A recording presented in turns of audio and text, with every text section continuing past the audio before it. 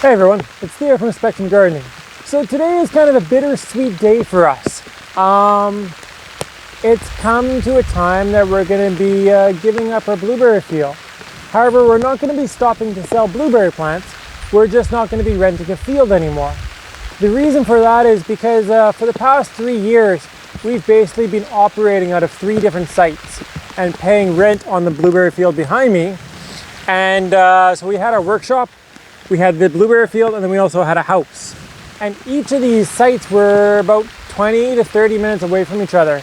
So it became kind of a logistical nightmare sometimes to go get the plants, to go to the workshop, prep for markets, get plants that people want, and etc. like that.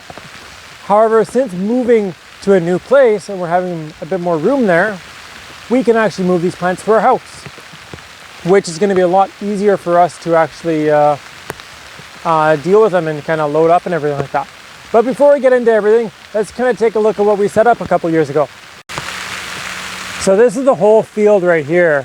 The whole field isn't actually ours, it's just the black area where we've kind of tarped it off. We're actually located on a honey farm. You can see some hives in the background over there. And when we came here, the first year, about 2 years ago, we put down the tarps, the black ground cover, we put in the irrigation, and we ran it over to where their water is over there. And we put in a water meter, so because we had to pay for water, and we also had different timers going off.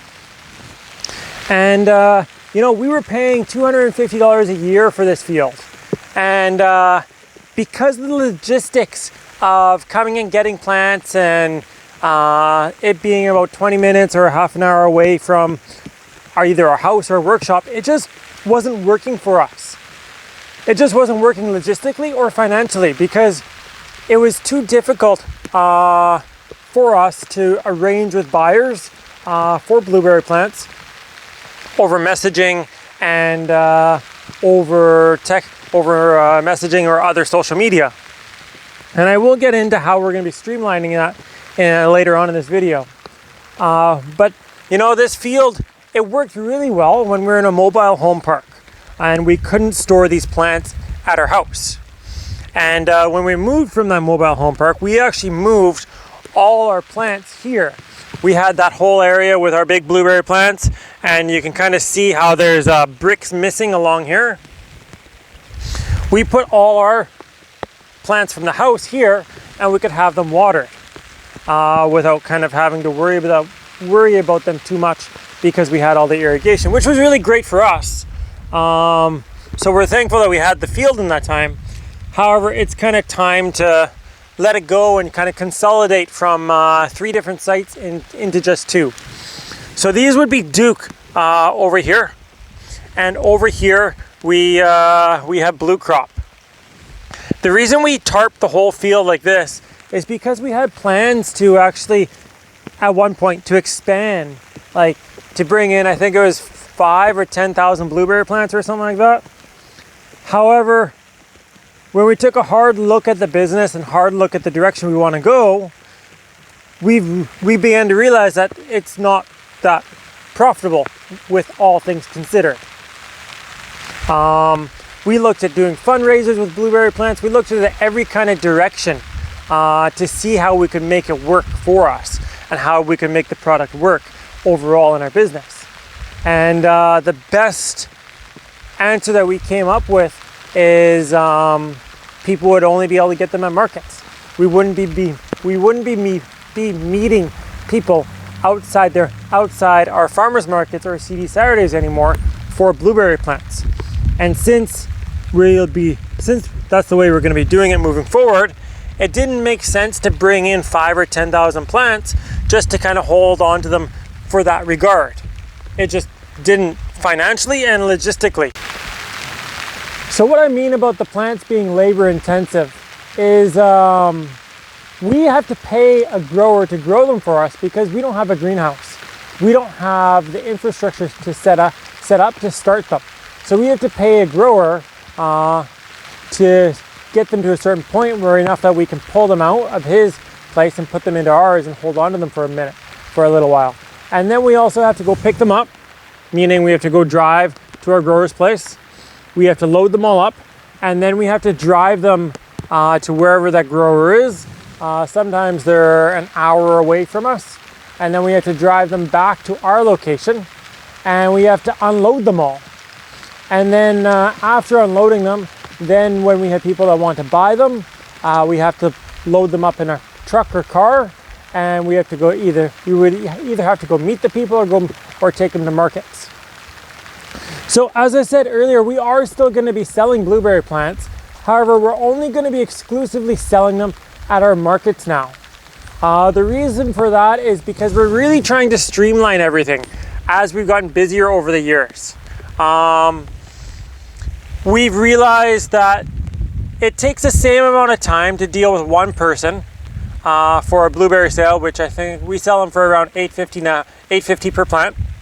It takes the same amount of time to deal with one person for one plant of blueberries as it does take to deal with one person over one garden bed, which can be $180. So just from that point of view, we kind of had to ask ourselves, what's worth more to us? To say it bluntly and to say it plainly. If I have to deal with an $8 sale over a $180 sale, you know what I'm going to choose? I'm going to choose the $180 sale. If it takes the same amount of time. But that being said, we don't want to. Blueberries was actually the very first product that we started selling in our business. So there was a point where we thought about giving them up completely. However, we've decided to streamline it so you can only purchase them at markets now. So that way we're not kind of shooting ourselves in the foot and not offering them all at all, because that's, after all, one of the things we're very well known for. And also it's our first product, our first flagship product. I mentioned earlier the difference of an $8 sale and a $180 sale.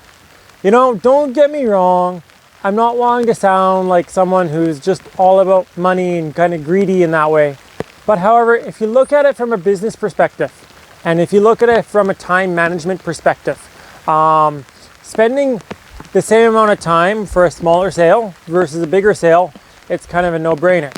However, at the same time, I've spent time dealing with smaller sales before, and they've turned into bigger sales.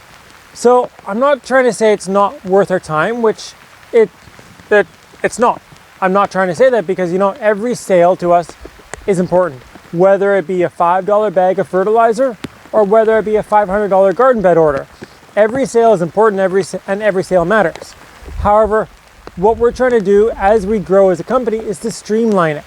So instead of spending time talking to people on Messenger or talking back and forth, we'll be directing them to our website, where they can order their plants from there, and they can choose a pickup time, and they can choose a pickup location, and we just basically bring the plants to the market and they pick it up from there. So it's no back and forth from us. As always, thank you for watching, and don't forget to give us a thumbs up and to subscribe to our channel. And if you are interested in purchasing blueberry plants from us, or would like to know about planting them or anything like that, you can head over to our website, which I put down in the description below. And of course, if you have any questions or comments, leave them down below and we will answer them.